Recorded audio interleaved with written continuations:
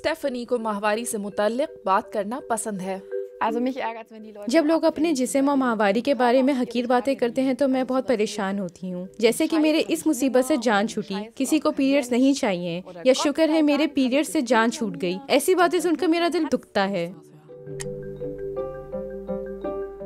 2 साल कबल स्टेफनी ने दुनिया की पहली ऐसी दुकान खोली जहां सिर्फ माहवारी के दौरान इस्तेमाल होने वाली अशिया फरोख्त होती हैं। यहाँ खरीदारों को कॉटन के सैनिटरी टॉवल्स, पीरियड्स में इस्तेमाल होने वाले अंडरवेयर, मेंस्ट्रुअल कप्स और बहुत सारी चीजें दस्तयाब हैं। स्टेफनी रिवायती सैनिटरी पैड्स की वजह से पैदा होने वाले फुजले से भी परेशान हैं।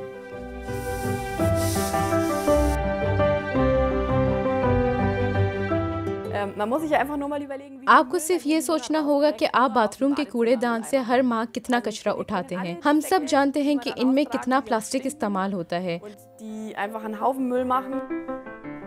लिहाजा स्टेफनी ने पहली मर्तबा कपड़े से सैनिटरी टॉवल्स बनाना शुरू किए।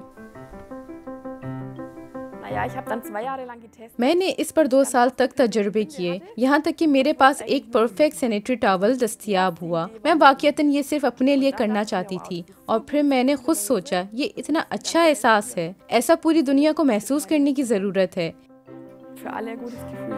स्टेफनी माहवारी से जुड़ी शर्मिंदगी को हमेशा के लिए ख़त्म कर देना चाहती हैं। जब मैं छोटी थी तो कोई भी इसके बारे में बात नहीं करता था। जब मुझे पीरियड्स आए, मैंने सोचा कि ये क्या हो रहा है। मैं अपनी वालदा के पास गई, उन्होंने मुझे सिर्फ पैड थमा दिया, कोई वजाहत नहीं की। मैं हमेशा सैनिटरी पैड्स खरीदते हुए बहुत शर्मिंदगी महसूस करती थी। जब तक मैंने अपना टॉवल खुद नहीं बनाया, तब तक मुझे सुकून नहीं मिला। आज स्टेफनी को दुनिया भर से ऑर्डर्स मिलते हैं। ये इस बात का सबूत है कि स्टेफनी की सोच को कामयाबी मिल गई है।